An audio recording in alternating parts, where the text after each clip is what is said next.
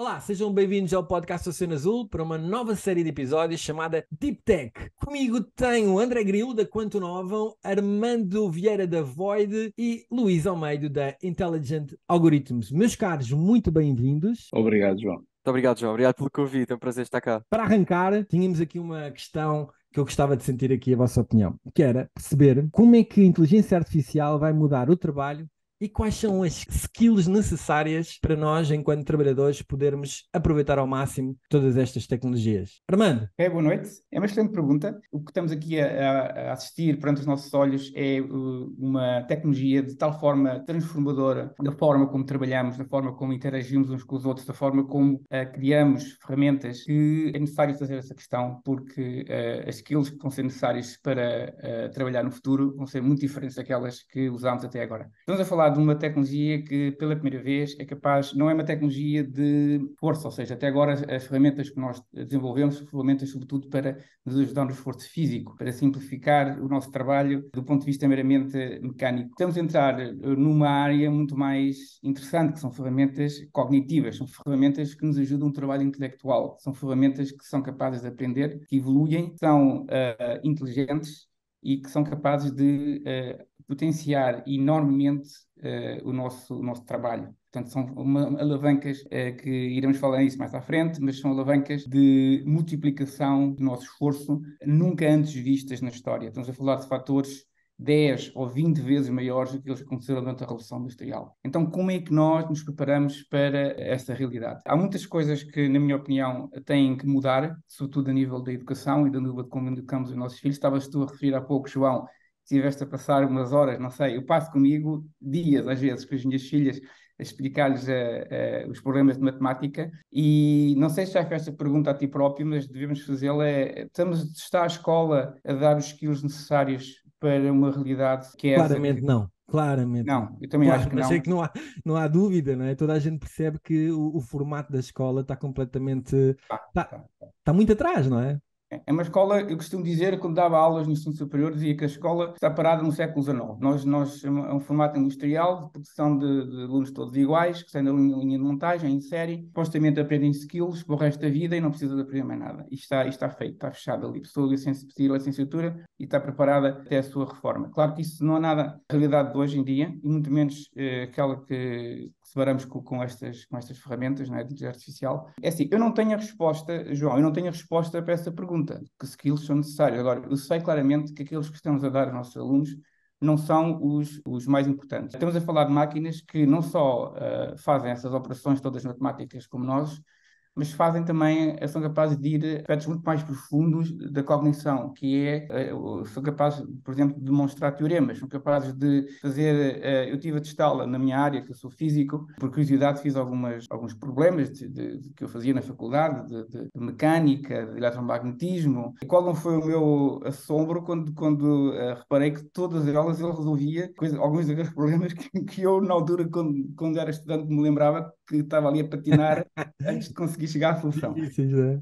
E, portanto, é este tipo de inteligência, entre aspas, que estamos aqui a falar. E, portanto, há muita gente que está assustada. Eu não quero monopolizar a conversa só para... como digo, eu não tenho a resposta. Eu sei que não são as skills que estamos agora a dar. Há muita gente assustada com o impacto que esta tecnologia tem, já vamos falar nisso mais à frente do trabalho na nossa própria existência como seres humanos. Eu não sou daqueles que têm partilha desse medo, não estou a dizer que haja alguns riscos, mas aqui a questão que nós temos que fazer sempre é como é que vamos tirar partido. Eu fiz parte de um júri de um concurso de empreendedorismo recentemente em Portugal, e uma das equipas, uma equipe da área de medicina, uma equipa de médicos, veio com um projeto para usar o ChatGPT para melhorar as tarefas do dia a dia, muitas delas perfeitamente rotineiras, burocráticas. E eu perguntei-lhes, então, mas vocês, como médicos, quanto tempo é que vocês passam a preencher papelada, relatórios, fichas de inscrição dos doentes? Eu estava à espera, sei lá, 10, 20%. Ele disse-me 60 ou 70%. É este tipo de ineficiência que estamos aqui a falar em áreas tão críticas como a assistência médica. Portanto, o médico perde a maior parte do seu tempo em tarefas que podem ser perfeitamente automatizadas ou, pelo menos, altamente melhoradas com a ajuda deste tipo de tecnologia. Portanto, é esse tipo de situações e de skills que nós, de facto, temos que pensar como é que preparamos melhor para a economia mais eficiente. Luís, tu que andas aí pelas empresas a evangelizar a digitalização, quais são as skills que tu tentas colaboradores, Uhum. trabalhadores das empresas se foquem a adquirir agora para conseguirem adotar esta nova tendência? O que eu sinto a maior parte das pessoas barra empresas associa muito sempre à parte de linguagens de programação, matemáticas, domínio dos dados, mas penso que talvez alguns soft skills que eu considero que são relevantes. Muitos deles passam por um pensamento analítico, ok? Cada vez as pessoas terem um pensamento mais analítico, cada vez ter um pensamento também de melhor competências a nível de comunicação, porque por vezes se nota que o negócio pretende uma coisa, quem está a fazer, vamos chamar engenharia, e é preciso ali um layer eu costumo dizer que faça parte de IA Translator, no bom sentido. Ou seja, tentar qual é a dor do negócio, quem está a fazer o trabalho e como é que aquilo traz valor à organização, por forma a tornar aquilo. E também não esquecer nunca a parte da criatividade. E juntando aqui um bocado o que o Armando estava a referir, é importante na escola nós, e se calhar quando nascemos, nascemos a questionar-nos do porquê disto, o porquê daquilo, e conforme vamos crescendo, esse porquê vai-se perdendo. Isso depois nos vai limitando e vamos ficando mais fechados. Pronto, e o que eu noto efetivamente é que quem não adotar este tipo de tecnologias vai ter mais dificuldade, vai ter mais oportunidades de trabalho. Ok? Eu acho que as pessoas não devem ver isto como uma ameaça, claro que há riscos associados, isso é verdade, mas devem ver como uma oportunidade até de fazer coisas que se calhar por vezes faz e não lhes dá prazer nenhum, não agrega valor, e se calhar tem uma oportunidade de ter um assistente, vamos chamar um assistente pessoal, de uma certa forma lhe vai ajudar a simplificar as coisas que ele faz, automatizar esse processo, e quem sabe, se calhar fazer coisas que ele sempre gostava de fazer, mas por razões A ou B não tem tempo para fazer. Por isso eu acho que vejo um mar de oportunidades, e mesmo a própria organização, o World Economic diz que vai-se perder X empregos, mas sempre em todas as revoluções que existiram, criou-se mais empregos do que se perderam. Por isso é natural este boom que houve, e também se calhar o boom também se tornou tão grande, porque de um momento para o outro, com o ChatGPT, vamos chamar assim, permitiu que qualquer pessoa, sem informação, tivesse acesso a um interface e pudesse relacionar, vamos chamar assim, e tirar esse potencial. E talvez por isto as pessoas estejam assim um bocadinho para um lado assustadas, por outros limites, e andamos aqui um bocadinho. É E brutal, acima de tudo, meu, é e brutal, acima é de tudo não brutal. esquecer, estamos só no início. E, Ok, eu acho que esta é exatamente. a parte mais importante, estamos só no Oh, início. André, tu se calhar de todos és o que estás a viver esta realidade por dentro.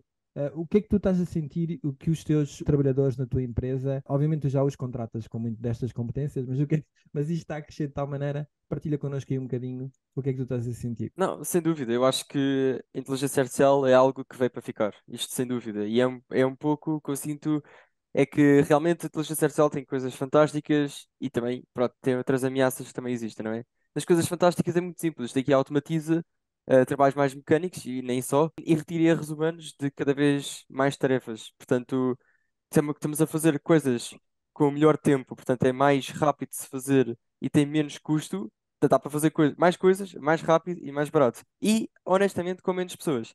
Portanto, estas coisas todas, a meu ver, tanto estou a falar um pouco mais, de uma forma mais empresarial, percebo perfeitamente que muitos empresários hoje em dia estejam a, pá, isto não quer que sou um pouco errado, mas conseguem libertar espaço na empresa, portanto a não ter que contratar tantos colaboradores para conseguir utilizar ferramentas de inteligência artificial para fazer o trabalho que essas pessoas iriam fazer. E se calhar até melhor e mais rápido. Portanto, claro que sim, a inteligência artificial veio para ficar e é uma coisa que tem que se lidar de uma forma coerente com as empresas. Não, se- Eu tenho aqui. Deixa-me só Claro, completar, claro. não só, eventualmente não tens tanta necessidade de recrutar, porque tens essas ferramentas e os que tens são muito mais produtivos, mas isso em paralelo também abre todo um mundo de oportunidades, que é, há também um conjunto de pessoas que se calhar muito mais facilmente montam negócios, não é? E Ah, conseguem sim. encontrar soluções. Portanto, o que vai haver é mais gente a fazer coisas com menos e mais rapidamente e mais projetos a aparecerem por todo lado. Mas termina o teu raciocínio. Não, e para responder, João, é muito bom input, porque já descobri algumas investigações que ainda não foram levadas à produção, mas de determinados empresários que são muito técnicos, são engenheiros, que querem contratar, fazer empresas que não têm pessoas lá dentro. Portanto, todas as funções são todas geridas por inteligências artificiais que lidam com os seus campos de acordo. Portanto, É tudo feito através de chatbots para falarem com clientes, tudo através de inteligência artificial para manusear o processo dentro da empresa. Isto é mais para empresas na área de, pronto, na área de Red Team e Pentest. Portanto, consegue-se receber os pedidos, consegue-se fazer o pentest e consegue-se resolver o relatório e entregar às empresas com uma taxa de accuracy, portanto, precisão muito, muito alta. Nunca foi levado à produção, foi só projetos de Fantástico. investigação, Esses mas chatbots eu têm, acho vão ter que incrível. pagar a segurança social, senão isto não é Essa justo. é a Depois piada. De facto, quando a gente não. for formar, ninguém assim, não recebe nada. Pode É ser. verdade, Sim. Mas Ok. é verdade. acho que, João, só aqui um ponto que gostava de acrescentar, um repórter que saiu agora mais ou menos em agosto, da OpenAI, do MIT, em que diz a palavra que todas as empresas falam produtividade, com a utilização destas ferramentas, teve dois pontos que foram evidentes no meio do relatório. Um deles, o trabalho foi 37% mais rápido e teve 20% de mais qualidade. Ou seja, eu acho que isto também é importante Sim, perceber sem dúvida. que Vai melhorar em todos os aspectos. Velocidade, qualidade e maior número de coisas a serem feitas. Agora, temos é que pôr os chatbots a pagar a segurança social, senão isto não dá. Não eu dá. acho que a melhora no Eu quero-me fóruns mais baixo reformar, que senão como é que é? Vou ter que Faz trabalhar o até pior aos fato da 100, tua forma. não é? Não é? Já ninguém vai pagar reformas. Bom, vamos lá. A gente vai dividir isto aqui. Vamos entrar na primeira temática. Eu convidei aqui os nossos especialistas a escolherem uns temas para falarem sobre as suas áreas, obviamente, e começamos com temas que sejam da atualidade e que partilhem connosco para nós também aprendermos aqui um bocadinho destas temáticas. Em primeiro, pontapé de saída é o André Grilo com a relação entre inteligência artificial e cibersegurança. Força, André. Claro que sim. Isto é que dá para fazer ponto com o que nós estávamos a dizer há pouco. Os trabalhadores realmente têm que começar a coexistir com as ferramentas, não é verdade? E lidar com estas ferramentas de inteligência artificial, eu acho que pronto, realmente as empresas têm que o fazer para não ficarem uma desvantagem competitiva em relação à sua concorrência, não é verdade? No entanto, tem outros lados errados, não é? Portanto, já há muitas empresas que já não estão a adotar estas ferramentas de inteligência artificial por vários motivos. Primeiro, porque muitas delas utilizam serviços cloud para conseguir fazer processamento de dados. Portanto, esses dados que são colocados naqueles chatbots, portanto, imagina o ChatGPT, o texto que é colocado naquele campo, quando se clica em Enter, aquilo realmente vai ser processado de uma forma fora da empresa, não é on-prem. Sabendo isto, as informações estão a sair da empresa e há muitas empresas, muitas mesmo, eu já trabalhei com algumas delas, que de facto bloqueiam este tipo de ferramentas porque os colaboradores realmente não têm aquela tal literacia, não percebem que enviar dados para fora da empresa, mesmo sabendo utilizar essas ferramentas, pode de facto ser um problema no campo de partilha de dados, não é verdade? Agora é um pouco mais relacionado, se calhar com a área mais de cibersegurança em si. Isto aqui, pronto, como já falámos há pouco, isto aqui é muito uma corrida do gato e do rato na área de cibersegurança. Portanto, há muitas empresas, muitas mesmo, a minha é uma delas, que estão a desenvolver ferramentas que até utilizam inteligência artificial para resolver determinados processos na área de Blue Team. Portanto, nós fazemos produtos e serviços que acabamos por proteger empresas contra ataques cibernéticos, ok? E para fazer estas tais soluções, estes tais produtos, nós utilizamos algoritmos de inteligência artificial para conseguir fazer uma aprendizagem do que é que os atacantes possam estar a desenvolver para nos precavermos proativamente. Portanto, não de uma forma reativa, não é após ataques acontecerem, é antes de ataques acontecerem. E no outro lado, pronto, do outro campo, existe a tal Red Team, empresas que fazem algoritmos de inteligência artificial que é para tentar explorar as vulnerabilidades descobertas nas empresas através de uma aprendizagem desenvolvida pelo tal, vamos chamar-lhe bot, ok? Que não paga a segurança social também. Portanto, é uma forma muito engraçada este gato e do rato que realmente parece que nunca mais conseguimos realmente arranjar algo que consiga proteger empresas de A a Z, ok? Há sempre mais qualquer coisa e estas tais ferramentas de inteligência artificial, mais do lado da Red Team, mais do lado dos atacantes, é que vão estar sempre a descobrir e pronto, é sempre uma grande chatice. Aliás, eu acho que aqui há uma coisa que eu gostava de dar assim um bocado um contraste, ainda relacionado com cibersegurança. Por exemplo, só fazendo uma ligeira ponto para a medicina, eu conheci uma empresa, uma startup muito, muito interessante, não portuguesa, que utilizava augmented reality, portanto AR, com inteligência artificial na área de cirurgia. Portanto, aquilo era muito giro, era basicamente um painel a 3D, ok? Que aquilo depois emitia o holograma que aparecia à frente do cirurgião enquanto ele estava a fazer operações que não tinha visibilidade. Portanto, aquilo conseguia fazer uma localização à frente do médico, do cirurgião, que ele conseguia muito mais precisamente saber onde é que era suposto injetar ou mexer ou por aí fora dentro de uma operação com a mesa aberta. Portanto, isto aqui, pronto, será alguns casos em produção, eles conseguiram salvar algumas vidas com este tipo de tecnologias. Portanto, aqui foi a primeira prova que, para mim, pelo menos no meu campo de visão, que eu vi de facto a acontecer, foi a primeira prova que a inteligência artificial pode literalmente salvar vidas. Mas, por outro lado, existem outras tecnologias como deepfakes, pronto, também existem, não é verdade? Por exemplo, para quem não sabe, é quando imagens e timbres de voz de pessoas são capturadas na internet. Por exemplo, aqui nestes momentos, alguém poderia estar a gravar uma imagem aqui do João e gravar o seu timbre e só com nem chega a um segundo, uma fração de segundo da voz do João, conseguia-se, através de uma inteligência artificial, fazer um discurso num bot que eu quisesse, que eu pusesse o João a dizer o que quer que eu quisesse, assim na internet. Portanto, agora eu podia estar a pôr aqui o João a dizer grandes disparados, por exemplo, que o Benfica é melhor que o Sporting, não é verdade? Por exemplo, pode-se fazer estas coisas, não é verdade? E estas coisas depois podem ser publicadas e vendidas e atacantes podem, Não, enfim, e fazer tem coisas muito mais. implicações gigantes. Imagina tu pôres É verdade. um presidente ou um primeiro-ministro de um país a dizer uma coisa E já completamente houve isso no maluca. Trump. No Trump foi usado. No Trump, quando foi a questão da prisão dele e tudo o resto, foi usado. Esse tipo foi que ele já estava preso quando ainda não tinha acontecido isso, né? Exatamente. Não O tem. mais interessante que eu vi hoje em dia, peço desculpa, eu já não queria interromper, é Força. que usaram a imagem do Elon Musk num vídeo a fazer marketing a uma empresa. Eles dizerem que o Elon Musk é que fundou aquela empresa e aquela empresa tinha estas aplicações, tal, tal, tal, tal, tal, tal, e para meterem dinheiro naquela empresa. E aquilo era tudo fake, aquilo não era nada verdade. Portanto, Eu acho que tem uma oportunidade de uma área, de uma profissão. Ou seja, pessoas que vão detectar possivelmente o que é fake e não fake, Pá, mas mas já possivelmente. existe, já mas existe. isso é uma trabalheira, isso é complicadíssimo. Qualquer dia a gente nunca sabe. A gente nunca sabe, não é? Como é que a gente sabe?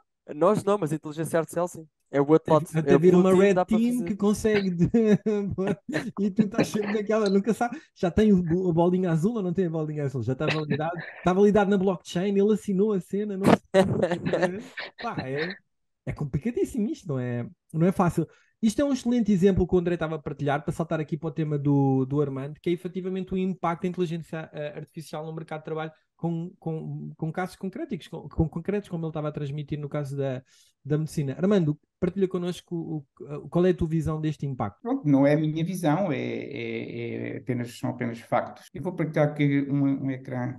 Este slide refere-se a um estudo que depois posso pôr o link nas notas do podcast, feito pela Microsoft, usando uma ferramenta designada Copilot. Copilot, basicamente, é uma ferramenta que ajuda os programadores a concluir o seu código. Portanto, as pessoas pensam que um programador, a tarefa é aquela maneira criativa, mas quase todas as nossas tarefas têm componentes muito repetitivas, ok? Mesmo programar, tem uma grande parte que é chata, que é fazer as funções, aquelas coisinhas de ligação às bases de dados, toda a tarefa de programação tem sempre componentes repetitivas. Portanto, o Copilot o que faz é ajuda imenso fazer um auto-completion dessas tarefas e usando o texto, apenas texto, consegue criar componentes do código necessários para a solução final. Foi o resultado que eles tiveram 95 participantes, dos quais 45 usaram o GitHub Copilot e 95 não usaram, e os resultados estão aqui, não é? Enquanto que aqueles que concluíram fizeram em 1 hora e 11 minutos, em média, aqueles que usaram o Copilot, quem não usou o Copilot demorou mais do dobro do tempo. Estamos aqui a falar de um fator de 50%, ou seja, 100% de produtividade, ou seja, consegue-se fazer o mesmo em metade do tempo. Para terem uma ideia, eu estive a fazer aqui uma pesquisa. Durante a Revolução Industrial, sobretudo na parte final do século XIX, quando começou a fazer a eletrificação, o automóvel, todas aquelas coisas maravilhosas que hoje em dia nós temos, a produtividade, estima-se, uma estimativa, em média, por ano, por cada trabalhador, era de 1%. Ou seja, eram precisos 100 anos para conseguirmos ter 100%, ou seja, só em 100 anos conseguir duplicar a produtividade. Estamos aqui a falar de uma tecnologia que consegue isso quase instantaneamente. Portanto, é este tipo de impacto que nós podemos esperar na economia. Há aqui um outro slide que mostra outra coisa interessante que estas ferramentas têm, é que eles conseguem melhorar muito um trabalhador médio e torná-lo excelente. Os trabalhadores excelentes normalmente não melhoram muito, melhoram só marginalmente, mas um trabalhador médio consegue ficar ao nível de um excelente com a ajuda destas ferramentas. E isto é o resultado de um outro estudo que a curva azul, no fundo, é uma curva de controle que mostra a qualidade do trabalho pelos vários funcionários. Portanto, vê-se que tem uma média à volta de 4. A vermelho refere a mesma produtividade usando estas ferramentas, o ChatGPT, para ajudar na tarefa, e a verde mostra que só usando o ChatGPT. Portanto, o ChatGPT está praticamente ao nível do humano, tem ali uma distribuição mais larga, que mostra que há situações em que a qualidade não é tão boa, Os resultados deste reporte, feito por uma consultora internacional, que mostra que, de facto, os ganhos de produtividade em média esperados por esta tecnologia de cerca de 1,5% em todas as profissões, não é só a programação. A programação é um caso extremo, onde essa produtividade, de facto, é altamente amplificada, mas existem outras áreas onde se esperam ganhos no menor dos casos, 0,3%, que vai envolver o labor displacement, como já aqui falámos, ou seja, são funcionários que ficar redundantes, noutros casos alguns vão aumentar a produtividade e há outros que vão ser realocados, ou seja, uma redistribuição das suas funções dentro da empresa. De qualquer forma, isto são valores. Em termos monetários, resulta, de facto, ganhos muito, muito grandes em termos de produtividade da economia. Claro que a questão que aqui se coloca, e acho que não devemos ignorá-la, e que já foi abordada aqui pelo André e pelo João, é a questão de quem é que paga a segurança social disto, não é? Porque muitas vezes estes ganhos de produtividade não vão para os trabalhadores, são ganhos de capital ou ganhos portanto, que não são realocados para os trabalhadores, são com menos trabalhadores que conseguem ter mais produtividade.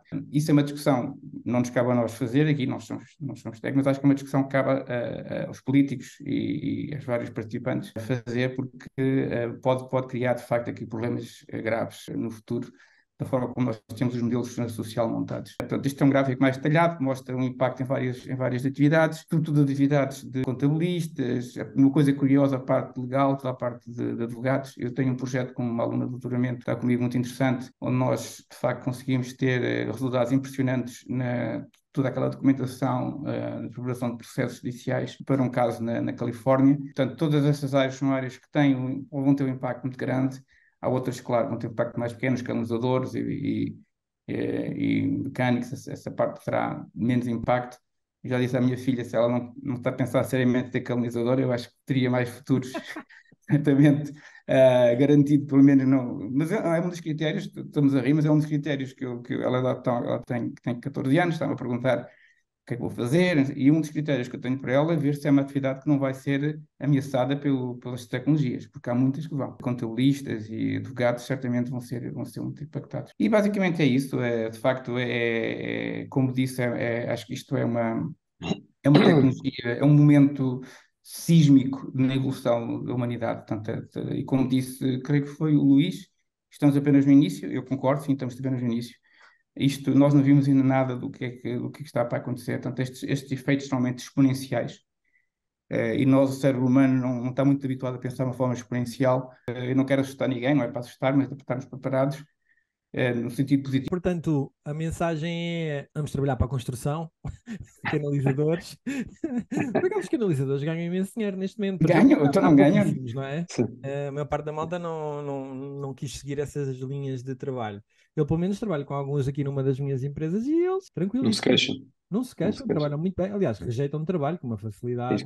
Trabalham quando querem e ao ritmo deles e está tudo bem. Portanto, claramente é uma área de futuro. Parece. Ok, muito bem. Vamos saltar então daqui desta Armando, excelente análise, obrigado. Luís, traz-nos também aqui um relatório, não é? Hoje estamos aqui numa de partilhar informação consolidada. Sim, aqui o objetivo, ou seja, fui buscar aqui primeiro só para fazer um bocadinho de estado de arte aqui em Portugal, fui buscar aqui a informação do IDC, em que diz, pronto, ou seja, houve, após crescimentos em 2021 e 2022, 17% e 4% a nível da área de TI, não é? Vamos chamar ou TIC, ou Tecnologias de Informação e Comunicação, realmente vê-se um abrandamento de alguns investimentos, muito devido às taxas de juros e à incerteza da economia, o que é que vai acontecer. Calhar há muito pouco tempo falámos de uma guerra, agora falamos de duas e não sabemos muito bem como é que isto vai acontecer, mas o mais importante disto tudo, este relatório, é um relatório que saiu agora no final de setembro, da KPMG, em que tem um foco na área de inteligência artificial e também na área de cibersegurança. Tem aqui uns pontos que toca que eu considero bastante relevantes. Primeiro, o foco nas áreas. Os focos acabam por ser na experiência do cliente, é cada vez mais a importância que isso tem em qualquer área, seja de produto ou serviço. O objetivo de usar a inteligência artificial também na parte de aumentar receita, ok? E não menos relevante, também na parte da otimização de custos, ok?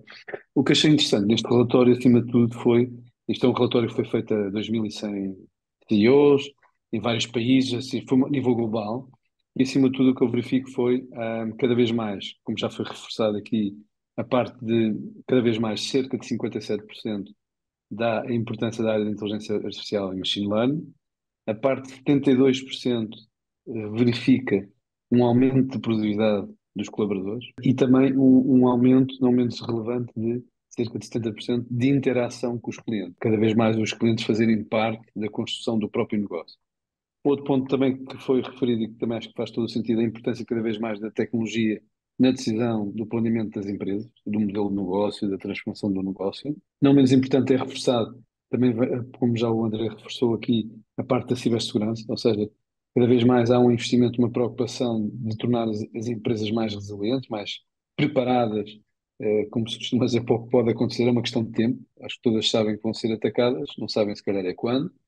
E, acima de tudo, há uma preocupação que cada vez mais do ESG, pronto, ou seja, esta parte da sustentabilidade, de usar a inteligência artificial para ajudar, ok, nas diretrizes que existem a nível mundial e que estão os acordos, para que se possa, cada vez mais as empresas, porque muitas das empresas já começam a ter uma acreditação, ou seja, começam a ter um rate, e esse rate é, muitas vezes inflacionado no sentido de poder haver investidores que querem investir nessas empresas que se preocupam ou não com a empresa nesse sentido. E é relevante também, porque podemos fazer aqui esta comparação, o que está a acontecer no mercado português, que continua a haver uma grande força de componente na área de cloud, na área de Big Data, cibersegurança e inteligência artificial, ou seja, estamos lá, claro que estamos a falar de diferentes oportunidades de investimento, né? Estamos a falar de dimensões completamente diferentes, mas acima de tudo acho que é um ponto que foi tocado aqui há pouco, que é a importância cada vez mais, que se vê, que se nota, mas que temos que continuar a investir e devia começar o quanto antes na educação dos nossos filhos, na parte da literacia, ok? Literacia digital, não só a pegarem nos telemóveis e mexerem para ver as redes sociais, porque eu não considero que isso seja literacia, mas também perceber um bocadinho o potencial, ou seja, e os riscos associados, conforme o André estava a dizer há pouco.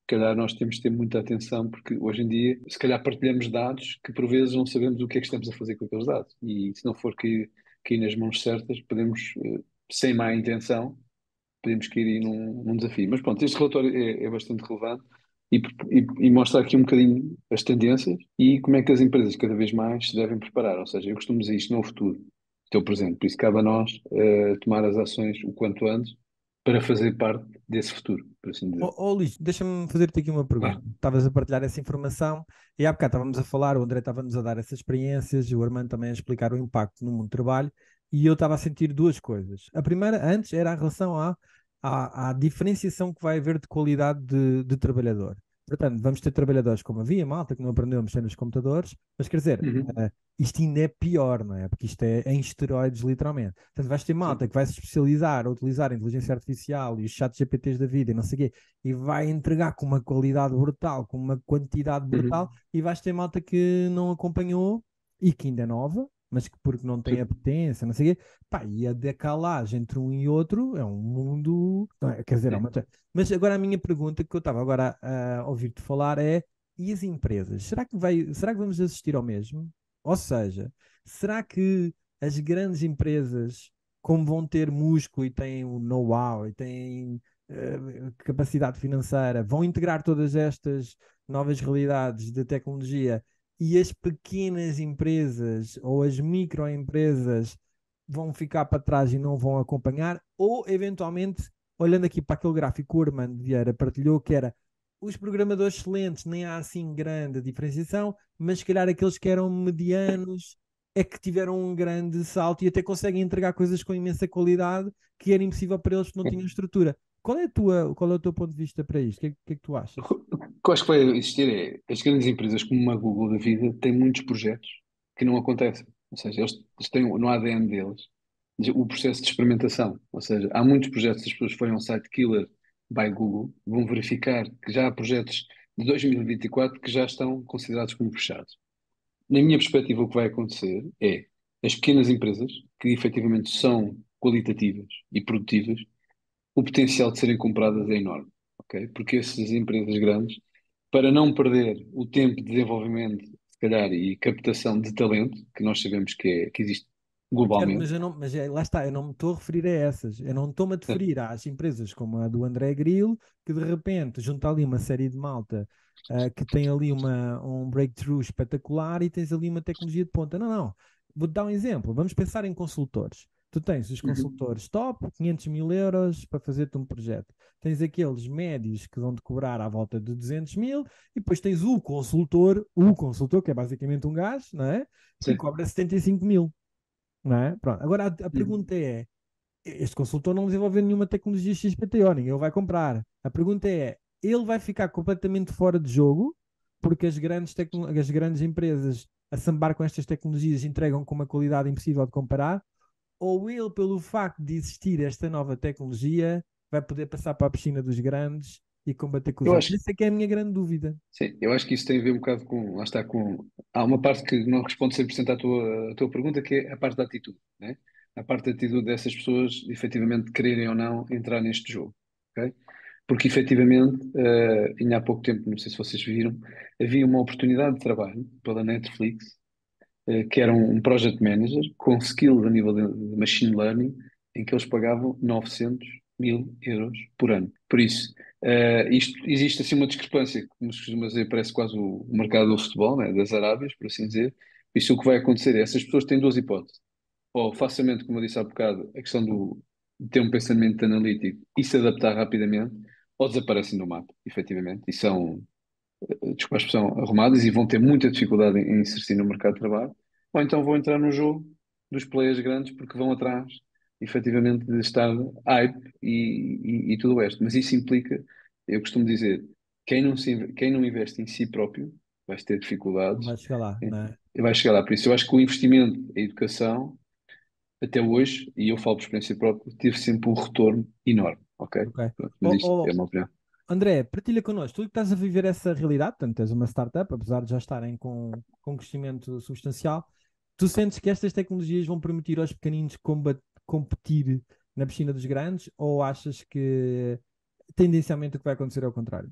Pois ainda estou aqui um pouco a processar o que disseram, porque realmente acho que é muito interessante ver os resultados que a inteligência artificial está de facto a dar proveito. Eu também já verifiquei alguns, pá, vi aqui o do Copilot do GitHub, vi algumas soluções, algumas apresentações deles na altura que estive em contacto e eles realmente mostraram-me cenas muito interessantes, que aquilo percentualmente tem um hype por trás muito engraçado, que realmente aquilo tem dizem que aquilo é muito mais rápido, de facto aquilo ajuda imenso. A minha questão será que é um bocado overhype aqui? É porque de facto isto aqui é mesmo muito interessante, há coisas que se podem fazer muito isto, mas ao ponto de aqui substituir a 100% o consultor, epá, não sei se ainda estamos aí, acho que ainda estamos até por acaso bastante longe.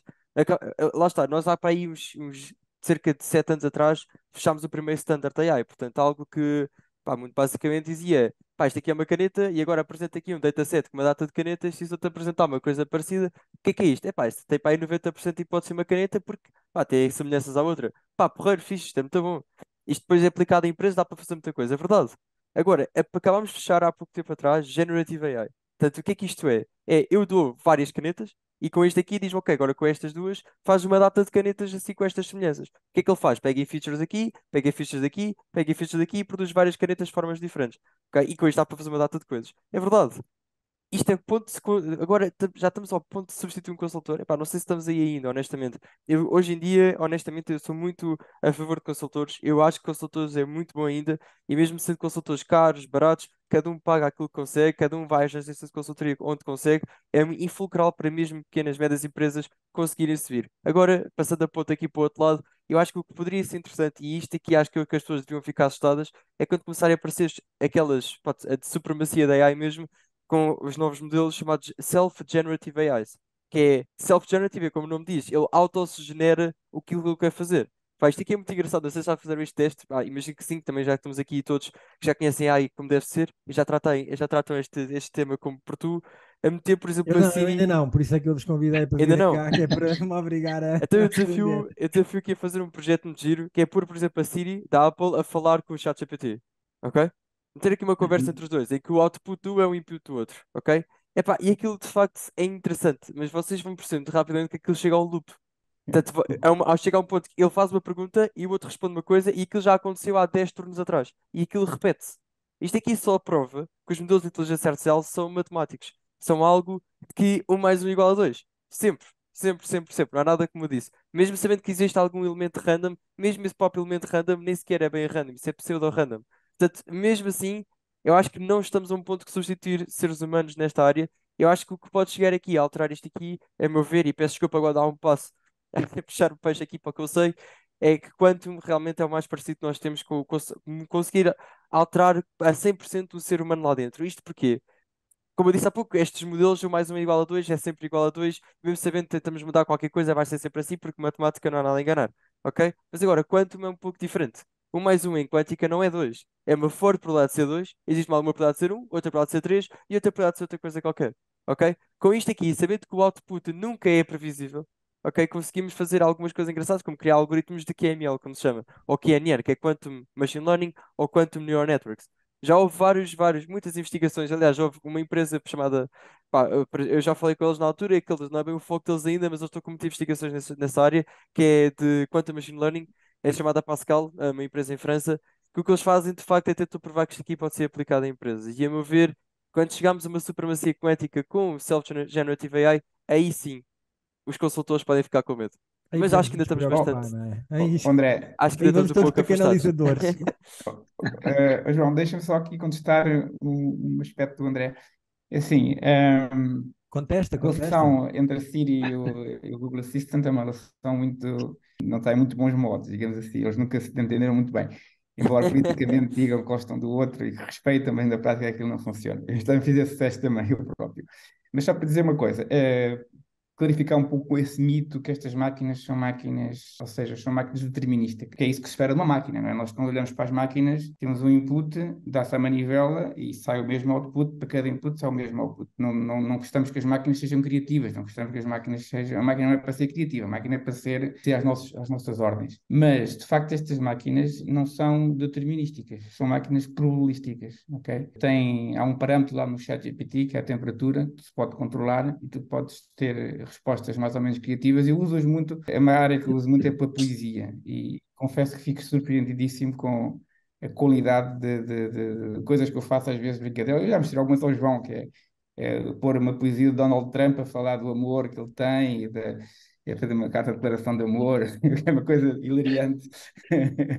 De facto, ele percebe claramente o que é o conceito e é capaz de se expressar de uma forma criativa. Estas máquinas não são máquinas, e daí também isso é o problema que elas têm, não é? Porque as pessoas, sobretudo na área dos self-driving cars, que não falámos aqui, mas é uma área que também vai ter um impacto enorme na sociedade, né?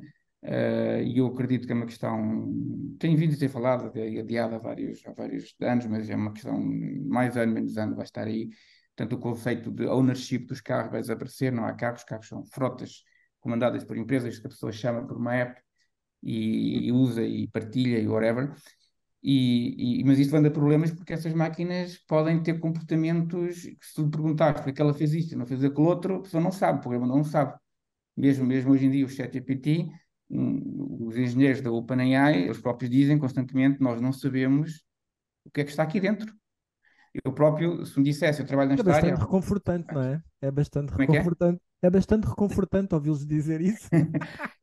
É uma natureza de máquinas diferente. Não é aquele tipo de máquina que o engenheiro à partida sabe que as coisas são modulares. Tem este módulo, depois, é como um carro, não é? Tem vários módulos, cada módulo desempenha uma certa função e aquilo mais ou menos encadeia umas coisas das outras. Tu sabes, consegues planear as coisas todas de fio a pavio e sabes é um comportamento perfeitamente determinado e controlado. Estas máquinas não são assim. Estava eu a dizer, se me perguntassem aqui há uns anos atrás se isto era possível, eu diria que não, no way, como é que uma máquina que apenas está a prever a próxima palavra, o próximo item, com masking e os esquemas por veio, é capaz de ter este tipo de propriedades emergentes, como perceber conceitos abstratos de física, de matemática, como é que isso é possível? Apanhou de surpresa completamente a comunidade científica. E, portanto, isto também assusta, não é? Isto assusta as pessoas, de repente, o que é que está aqui dentro, não é? Se querem a minha opinião, e também não vos quero assustar, mas eu acho que a máquina sabe muito mais daquilo que diz. Aqui agora um bocadinho de spooky. Vamos pôr um Só que som, ela não um diz som de para não fundo nos... quando ele a acompanhar esta frase do Armando. Sim. Bom, estou cada vez mais reconfortado com as vossas informações que estão-me a transmitir. Vou dormir muito melhor hoje, de certeza. Mas também há coisas boas que estão a ser criadas e divertidas e diferentes. E se calhar passávamos para a nossa parte de inovação e começávamos com o Armando. Armando, fala-nos do projeto Hugging Face, correto? Hugging Face. E para responder a este projeto, vou ter que usar o ChatGPT. Porque eu perguntei ao ChatGPT o que é que ele achava de extraordinário sobre o Hugging Face. E tive a ouvir a análise dele e está perfeitamente de acordo com aquilo que eu acho que é um projeto extraordinário. O projeto Hugging Face começou há cerca de 2018, relativamente recente, tem 5 anos. É um projeto open source. Nós não falamos aqui sobre open source, mas eu sou um grande defensor do open source. Aliás, foi com prazer que venho de empresas como a Microsoft a abraçar o open source. Porquê? Porque o open source é uma ferramenta, uma abordagem aos problemas colaborativa, de comunidade, de partilha. E eu sou muito defensor dessa filosofia que eles criaram, um modelo a partida estranho para uma empresa com fins lucrativos. Como é que tu vais fazer dinheiro partilhando? Não é? Fazendo open source. Mas eles conseguiram ter sucesso, eles tiveram financiamento, acho que 100, já vão 100 milhões de financiamento, uns, round C, D ou E mesmo, já não sei em que estado é que eles estão no financiamento. Portanto, o que eles fazem neste momento, e isto é muito útil para esta área dos modelos, dos chamados Large Language Models, porque nós falamos só do ChatGPT, mas existem muitos outros modelos open source, e eles têm sido uma plataforma decisiva para democratizar e partilhar o acesso a esses modelos. O OpenAI, infelizmente, não é open, são fechados, eles não partilham os seus modelos, mas as comunidades que têm vindo cada vez, sobretudo o Facebook, têm vindo cada vez mais a encurtar esta distância em termos de performance com modelos proprietários. E este projeto, para mim, é um projeto incrível porque trabalha abraça o open source, estimula o open source e torna aberto a todas as pessoas de qualquer parte do mundo. Está feita a apresentação do Hugging Face e saltamos para o Luís Almeida com futebol. Luís, o que é que nos trazes? Olha, trago aqui uma startup portuguesa que é muito recente, um projeto que nasceu em agosto, ou seja, é a Betty.futebol, ou seja, é um assistente de futebol de inteligência artificial, ou seja, tem aqui um objetivo de ser prever o futuro do futebol. Acho que é giro, que acho que o futebol gera muito dinheiro, efetivamente, nós sabemos disso. Não quer dizer que seja nas nossas carteiras, mas pelo menos na carteira de alguns. Mas achei interessante aqui porque eu conheço, neste caso, até um dos responsáveis disto, e achei aqui que, na essência, ele tem três competências. Uma delas é fazer o forecaster, ou seja, prever quando é que os golos podem acontecer e quando é que o vencedor pode mudar. Uma a nível analítico, fornecer dados estatísticos, pá, relevantes desde durante o momento do jogo, e um watcher, que é como fosse para comentar momentos que sejam mais, vamos, quentes, desde decisões do VAR, penaltis e cartões vermelhos. Pronto, se eles vão começar na Liga Inglesa, o objetivo é expandir isto para outras ligas, e achei bastante interessante porque acaba de tocar, aproveitar aqui a parte de inteligência artificial e, acima de tudo, poder ter aqui a oportunidade de partilhar aqui uma empresa portuguesa que acho que tem aqui um tracking interessante a nível de desafio. Está associado de alguma maneira depois a alguma plataforma de betting? Eles próprios fazem ou eles apenas disponibilizam o software de análise e depois tu é que tomas deliberações? É por aí, depois tu tomas decisões, sim. Ou seja, eles tens ali como fosse, está sempre uma alarmística em que Claro. depois permite que tu tomes a. Mas é giro e já se pode, as pessoas já podem aceder à comunidade e já podem fazer parte disto. E acho que é, pelo menos, ainda não, acho que é uma boa forma de estar e vai que a gente começa a ter aqui resultados mais positivos nos prognósticos, quem é que vai ganhar o campeonato, ou isso, se a gente puder chegar a Nice. esse nível. Olha, Luís, tem deixa só muita te gente. fazer uma pergunta. E também imagino que seja uma forma de tirar fictos, ou seja, características, conseguir extrair parâmetros do jogo que depois podem Sim, ser sim, metidos em modelos de isso machine mesmo, learning para prever isso do mesmo, jogo e sim. dos jogadores também, até dos jogadores. Sim. Pode ser Aqui o interessante objetivo é, para. em real time, nós temos aqui o acesso a uma informação que cada vez mais nós vemos isso pela televisão, né? Cada vez a importância que eles têm, cada vez partilhar essa informação e também, de uma certa forma, nós sabemos o que é que é outro tema, não é? O propósito aqui do podcast, que é o dinheiro que está envolvido nas casas de apostas É e tudo o gigante. resto, porque que é uma coisa, ou seja, nós estamos no estado que estamos como economicamente Portugal, mas que movimenta, e eu percebo, né? As pessoas quando não estão tentam daquela forma resolver a sua vida porque pensam que pode ser uma oportunidade para tal. Pronto, e achei Não giro só em aqui, está Portugal, ligado. em todo lado. Sim, mas talvez os outros países possam ter outra capacidade, mas pronto, achei giro aqui de partilhar uma empresa portuguesa e também se calhar aqui ligado ao mundo do futebol. E saltando de uma empresa portuguesa para outra empresa portuguesa, André Grilo, força, fazia o teu pitch, pump my bags. Eu acho que se desse aqui o pitch, eu ficar aqui a noite toda. Acaba por ser uma startup que há muito que se lhe diga e somos bastante diferentes no que toca, não só na área de cibersegurança, mas também na área de deep tech e também para o campo de Portugal. Estamos assim um pouco à parte do que é pretendido e o que é feito noutras startups. Eu acho que em vez de estar aqui a fazer o pitch inteiro, eu acho que mais vale também estar, em vez de também estar só a dizer que protegemos empresas contra ataques quânticos, tem tipo um mouthful que ninguém percebe assim muito bem o que é que isso de facto significa, assim mais a low level. Eu acho que, e também, em vez também já agora, em vez de estar a partilhar o site que nós temos, eu tomei o livre-arbítrio de mostrar uma apresentação em que a gente mostra um pouco o que é que nós fazemos como tudo no slide, tudo aqui preso no slide, ok? Em que aqui temos o que é que nós fazemos como empresa, ok? E explicar aqui muito por alto o que é que isso significa em cada campo e porque é que é diferente do que já existe no mercado. Por exemplo, vamos começar aqui já pelo número 1, ok? Isto acaba por ser um produto. Nós fizemos um estudo de base de dados que chamamos de DBIVA. Portanto, o que isto faz, pura e simplesmente, imagina numa empresa, vocês têm vários servidores, várias bases de dados, data centers, data lakes, por aí fora. Ok? Aquilo pode estar em regime de cloud, pode estar em regime de on-prem, pode até estar ali no Raspberry Pi, não importa. Vocês querem ter aquela base de dados, certo? Então, vocês têm que fazer uma tonelagem de informação, tipicamente criada por, vamos dizer, por um cabo de rede, ou whatever que seja a solução que a empresa esteja a utilizar, para então aceder à base de dados e então obter os dados e depois obter através do login, se calhar através do IPsec, não importa, ok? Portanto, chega depois à base de dados aqui ao computador, dá para abrir através do gestor de base de dados e faz o que tem a fazer, ok? Nós, do nosso lado, o approach que nós fizemos é esse tunelagem de segurança de informação, vai ser com algoritmos pós-quânticos, por exemplo, então, neste caso estamos a utilizar o Kyber 1024 e o Dilithium 5, ambos algoritmos certificados pela NIST e agora standardizados como resistentes a ataques quânticos. Este aqui então chega à base de dados e depois faz o retrieve, o Dilithium 5, depois faz toda a parte do user, das assinaturas digitais para user authentication e por aí fora. Depois a base de dados em si é muito bonita, honestamente, eu não quero de aqui difamar ninguém, mas acho, a meu ver está muito mais interessante que o que as empresas tipicamente usam, como Microsoft Server Manager, SQL Server Manager. Pá, eu acho que o nosso está muito mais bonito, é muito mais apelativo, é mais porque nós também gostamos que os nossos colaboradores e os nossos clientes também sintam algum prazer no que estão a fazer. Vamos ser honestos, ninguém gosta de mexer em base de dados. É que ninguém, não há nenhum prazer nisso. Tanta gente torna um trabalho que é tipicamente aborrecido, uma coisa assim um bocadinho mais apelativa. O outro produto é acaba por ser um mais genérico, acaba por ser uma VPN, como o nome diz. Fosse quanto me quer VPN, é como o nome diz, é uma VPN. A diferença é que a tonelagem de informação acaba por ser tudo com algoritmos post-quantum. Portanto, isto aqui é muito interessante para em malta que esteja com trabalhadores remotos, é à volta do planeta inteiro, podem tentar trabalhar em Marte, eles é que sabem, ok? Consegue estar a aceder ao servidor com tecnologia pós-quântica. Portanto, caso exista um ataque de eavesdropping, eles estão protegidos contra qualquer tipo de atacantes, incluindo atacantes com recursos a acesso a computadores quânticos ou não, acesso a computadores clássicos normais, ok? Pá, neste ponto 3 é um pouco difícil de explicar, mas eu vou tentar fazer aqui um pouco mais óbvio possível, ok? Estou a ver quando vou a qualquer website, tem um certificadozinho lá em cima no URL, não é verdade? Pronto, esse é um certificado que é.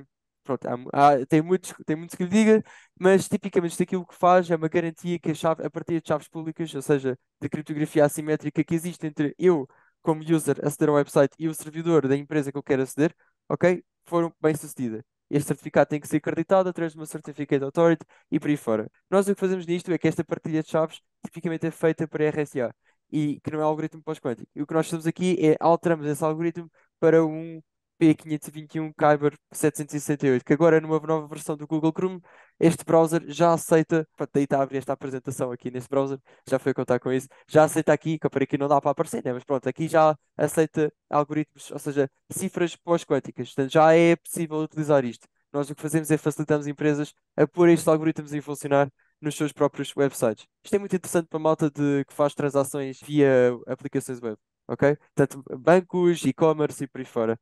Pá, depois aqui em baixo tem um pouco mais de serviços. Eu acho que o primeiro é o que o nome disto tudo, que é auditorias de network. A gente faz um pen test a empresas por si, ok?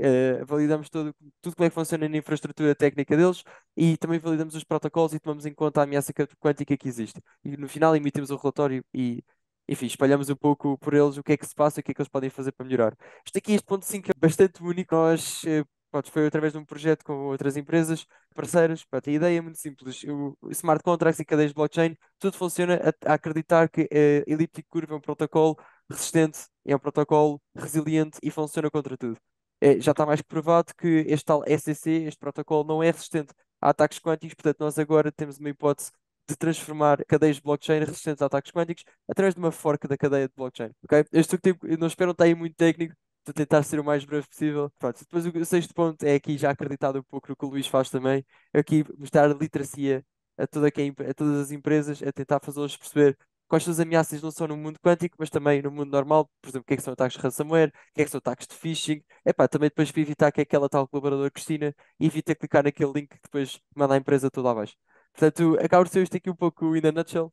Espero não ter ido muito técnico. Excelente, André. Olha, já agora partilha connosco o que puderes partilhar, obviamente, há informações Claro. que não se devem partilhar, mas para termos uma noção, neste momento, quais são os verticais, setores que Uhum. mais procuram as tuas soluções? Portanto, tipicamente, há empresas com informações muito críticas que não querem que ninguém, que aquelas informações não podem ser. Portanto, eles baseiam-se em que eles preferem ter o ataque de DDoS e não tenham serviço que as informações sejam leaked cá para fora. Ok? Tipicamente são indústrias de healthcare, indústrias portanto, de malta que fornece cloud services, portanto, fornece servidores aos seus próprios clientes e tudo o que é relacionado com banking. Portanto, fintech, banking no geral, seguros, sim, o que costuma ser nessa área. Tem vindo a crescer a quantidade de ataques. Tens ideia dos números? Como é que estamos em termos de ransomwares e coisas do género? Eu sei que foi em setembro deste ano, já tivemos mais ataques do que o ano passado inteiro. E ainda nem sequer Uau. chegámos ao mês mais assustador. Tipicamente o mês mais assustador é em novembro, porque há muitos ataques de phishing relativos ao Black Market e Natal. Ok. Portanto, tipo, para ter uma noção, 49% dos ataques cibernéticos acontecem só em novembro. 49% dos ataques o ano inteiro são sempre em novembro. Portanto, Portanto, este ano vamos bater todos sim. os recordes, não é? Pronto, Agora, de ok. números assim de cabeça, de coisas leaks, e pá, eu honestamente, pelo que eu e nós cá na empresa analisamos com mais detalhe, é sempre credenciais, porque das credenciais faz tudo. Para ter uma noção, isto aqui foi através de uma agência que faz estatísticas, só no ano passado foram leaked 721,5 milhões de credenciais de empresas, tipicamente, das quais 72% no final do ano ainda estavam utilizáveis, portanto eram úteis ainda. Portanto, é mesmo muitas, muitas credenciais. Faz cerca de, sei lá, aí uns 10% da população humana em credenciais. Uau, Sim, isso é é muita assustador, informação, né? é Enfim, verdade. é o que é. Muito bem, olha, excelente. Tivemos aqui duas portuguesas e um projeto internacional, mas foguem saber que estamos bem dotados aqui com projetos neste setor. Para terminar, aqui para os mais resistentes que aguentaram até agora, vamos deixar algumas sugestões de conteúdos para poderem acompanhar e aprofundar aqui os conhecimentos. Começa o Luís Almeida. Luís, o que é que queres sugerir? Olha, e eu sugiro aqui um podcast do Peter Diamond. Ele é engenheiro, é médico, empresário. Ele é um dos fundadores da Singularity. Até convido, acho que o André pode ver o último episódio dele, que fala mesmo Quantum Computing is the Future. Acho que é um episódio, ainda não vi todo, mas bastante interessante. E fala aqui um bocadinho de uma perspectiva do futuro, mas acho que toca em várias áreas. Não fala só de inteligência artificial, fala da área da saúde, fala também da parte da liderança, fala de várias empresas que estão e como é que têm sido, neste momento, pronto, têm trabalhado nesse sentido. E, acima de tudo, é uma pessoa que partilha bastante informação, traz pessoas conhecidas, efetivamente. Mas o que eu acho interessante no meio disto tudo é que temos a oportunidade, de uma forma. Lá está, eu acho que cada vez mais hoje em dia temos acesso à informação de uma forma mais facilitada. O mais difícil, o maior desafio, sim, é ter qualidade, né? Porque existe tanta informação. Antigamente, se calhar, nós resumimos aos dicionários e ficávamos por ali, talvez uma enciclopédia para quem tivesse possibilidades para tal, né? E agora, hoje em dia, seja por ChatGPTs, devido ao mesmo ao Google, temos esta informação. Eu acho que é importante aqui, podemos ter uma visão 360 do que é que se está a passar e aquilo que nós não vemos no nosso dia a dia. Ou seja, porque há muitos investimentos só para gerar aqui um bocadinho, em off estávamos a falar, o próprio CEO da SoftBank, que foi a empresa que neste momento lançou, uma empresa que foi cotada na bolsa, que é a AMR, que ele próprio diz que a própria AGI, ou seja, a inteligência mais inteligente que o ser humano, poderá chegar nos próximos 10 anos. Por isso, isto é tudo, eu reforço outra vez o que disse no início. Ainda estamos no início, cabe a nós ter a capacidade de acompanhar isto e não nos afastarmos. Há muitos riscos associados, vai haver as eleições dos Estados Unidos, acredito que isso vai ser um desafio enorme. Há pouco tempo vimos também Hollywood, em que nós vimos os próprios pessoas, os artistas a sentirem-se revoltados por causa do uso da inteligência na substituição e vai ser em vários setores. Por isso, isto vai ser na própria regulamentação. A Europa está a tentar fechar até o final de 2023 uma regulamentação. A regulamentação vai estar sempre, não tivemos a oportunidade para tocar aqui, sempre atrás deste avanço que é uma velocidade louca, né? Por isso vai ser quase impossível, para não dizer que. Mas pronto, eu acho que tem que mexer alguma coisa, por isso cabe a nós também, como ser humanos, que vai haver aqueles que vão usar para bem e vai haver pessoas que vão usar para mal. Deixo este podcast, acho que é interessante e dá para ter aqui um overview do que é que está a acontecer e o que é que se tem feito. André Grilo, sugestão. Sim, portanto, a sugestão que eu gostaria aqui de passar para a audiência, como o João disse, os mais resistentes, é aqui o livro da supremacia quântica do Michio Kaku. Muitas pessoas já o devem conhecer, está agora como best-seller. Peço desculpa. Ok, já está a partir o ecrã, obrigado. Esse livro, portanto, fala bastante do que é que, é assim, bastante motivador, do que é que o Michio Kaku quer passar aqui para o mundo. Ele acaba por ser um físico bastante renomeado na área de quântica, mundialmente. Já fez projetos muito engraçados e também fez um outro livro bastante engraçado para demonstrar o que é impossível e o que é fazível na área de física. Eu gostava de dar só uma nota, porque enfim, acho que há aqui algum hype depois, demasiado hype aqui por trás do que ele está a falar na área de supremacia quântica, que ele de facto diz que esta tecnologia é o que vai fazer relevar alguns problemas, a resposta a alguns problemas que nós hoje ainda não temos, tá? Como responder a algumas doenças, como curar Alzheimer assim from the get-go, fazer se calhar cura para um cancro, ou outras soluções assim bastante engraçadas que o mundo ia muito apreciar. É possível com esta tecnologia, de facto, é assim, de facto é muito possível. Eu concordo com o que ele diz em muitos casos, só que ele faz parecer que aquilo é para amanhã. As coisas demoram tempo a acontecer. Infelizmente, não é verdade? Infelizmente, demora algum tempo a acontecer. Portanto, eu desafiava a audiência para também depois dar a sua opinião do que é que acha, porque de facto, se há alguma tecnologia que nos vai levar a estes outcomes, vai ser Quantum. Isso é o que eu tenho a certeza que sim. No entanto, temos que ler aquilo com um grain of salt, como se diz, não é? Portanto, ver quando é que aquilo vai dar e quanto tempo é que vai demorar a acontecer. Obrigado pela partilha. E para terminar, mas não menos importante, Armando, qual é a sugestão? Eu tenho uma sugestão de podcast, uma sugestão de livro. Podcast, eu tenho a Twimbl AI, que é das iniciais de This Week in Machine Learning and AI, que é um podcast muito interessante que fala sobre vários projetos relevantes nesta área. É um pouco técnico, para quem quer saber um bocadinho mais em detalhe o que é que está por trás dos algoritmos, as dificuldades. É muito interessante. O autor do podcast vai a um nível bastante detalhado nas perguntas, sem ser demasiado técnico, mas na minha opinião, QB, se calhar um leigo vai ter mais dificuldade em acompanhar. Agora, quem trabalha nesta área ou tem interesse, pode ser bastante interessante. E depois o livro é um livro que já tem há uns anos, mas eu acho que continua relevante, que é AI Superpowers, do Kai-Fu Lee. Kai-Fu Lee é um académico e também empreendedor que teve chinês, mas que teve uma presença muito forte nos Estados Unidos. Ele conhece as duas realidades e, na minha opinião, é um abre-olhos para o potencial da China nesta área de inteligência artificial. Só umas palavras para quem.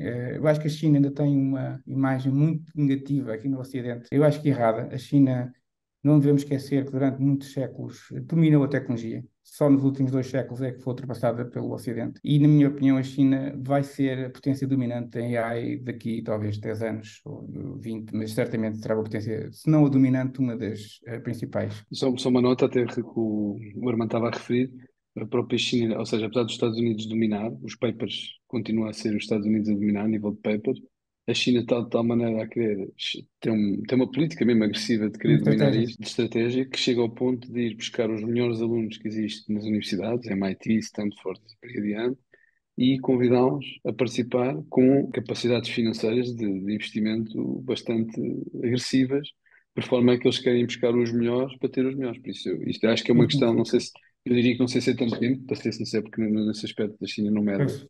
não Não, mede números, investe, ponto, e aqui vai ser esta guerra, salvo seja, não é que já não bastasse as que temos, mas de dominar, porque sabe que há aqui um fator, no final do dia, que é o fator económico, independentemente dos outros todos que nós sabemos, que estão inerentes, mas há uma importância deles querem dominar o mundo, já o dominaram de uma certa forma, mas muito rapidamente, isso vai ser aqui um desafio enorme. E a mesmo a nível de startups que eles têm e tudo o resto, sim, é uma sim, sim, sim, sim, sim. coisa louca.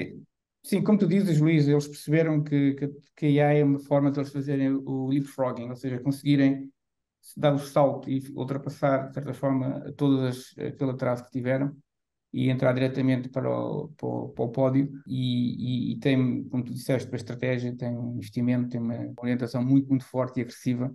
E quem me dera a mim que a Europa tivesse algo parecido. A Europa a única coisa que sabe fazer é regulações e bloqueios e e travões, tudo o que é só a política do medo, mais do que a política de facto de fazer as coisas. Isto é um comentário meu, é o que eu acho. Nós vamos ser Está certo? deixados como irrelevantes para a história, na minha opinião. Os únicos países só que ainda podem potencialmente competir com a China e os Estados Unidos é a Inglaterra e outros que não se fala, mas que já fez um investimento semelhante na mesma proporção que os Estados Unidos, se calhar nem todos sabem, mas é Israel. Sim, sim, sim, sim, sim. Eles têm uma motivação adicional, não é? Tendo em E conta Estónia todos os também, a problemas que Estónia têm. também. Sim, mas Israel fez um investimento proporcional ao nível dos Estados Unidos, uma coisa assim. Pá. Bem, nós sabemos como é que Israel, a nível de inovação e tudo o resto, por isso. Sim, porque a dor deles é premente, né? Eles estão constantemente sob ataque, portanto eles têm que estar constantemente na mais vanguarda da tecnologia para conseguirem garantir a sua sobrevivência, que é uma coisa que nós aqui estamos tranquilos, não é? Ninguém está preocupado que amanhã vai Por cair enquanto. aqui uma. Sim, eventualmente poderá vir a ser, mas não está na lista das prioridades. Nós nem sequer temos serviço militar obrigatório, não é? Lá é impossível, quer dizer, aquilo é uma preocupação nacional, como se viu agora para estes acontecimentos trágicos que aconteceram e que disputou tudo isto. Aqui um gráfico que mostra os unicórnios por país e, de facto, Israel, E eles uma têm população imensos, de não é? 4 5 milhões, tem mais unicórnios do que a Alemanha, por exemplo. É uma coisa brutal. Tem 14. Não, Tem 14. Sim. Tem uma Também tenho ligação aqui um também muito relatório. estreita aos fundos de investimento nos Estados Unidos, obviamente, mas sai dali muita tecnologia. Mas também há a Startup Nation, obviamente, aquilo é um objetivo do Estado, e quando assim é, também, obviamente, tem esses efeitos, Facilita. mas há efetivamente um veículo de estímulo e de apoio a que jovens que passam pelaquela fase em que têm que integrar o serviço militar tenham ali um período depois em que é expectável e há apoio direcionado para que eles criem projetos de vanguarda tecnológica. Portanto, quando tu tens um país todo a trabalhar para que isso aconteça. Era tão bom que copiassem essas partes, pelo menos nos outros, Mas é mas força. curioso, nós já tivemos uma fase que fizemos isso e por acaso até foi com os judeus. Foi em 1500, mais ou menos, 1400 e tal, quando desenvolvemos aí umas quantas tecnologias que nos permitiram andar um bocadinho à frente do tempo. É o que é, não é? Era para Mas repetir. pronto, vamos fechar lá em está beleza. muito, lá Depois está. corremos com eles em 1500 por causa de um casamento qualquer, ou aí uma cena, já não me lembro bem. Pormenores técnicos. E a coisa parou por aí. Bom, meus caros, it's a wrap. Obrigado pelas vossas partilhas. Fechamos aqui nosso primeiro episódio desta série designada de Deep Tech. Comigo teve André Grilo, Armando Vieira e Luís de Almeida a partilharem as suas especialidades. A vocês que estiverem aí desse lado, obrigado por terem assistido e até à próxima. Fiquem bem.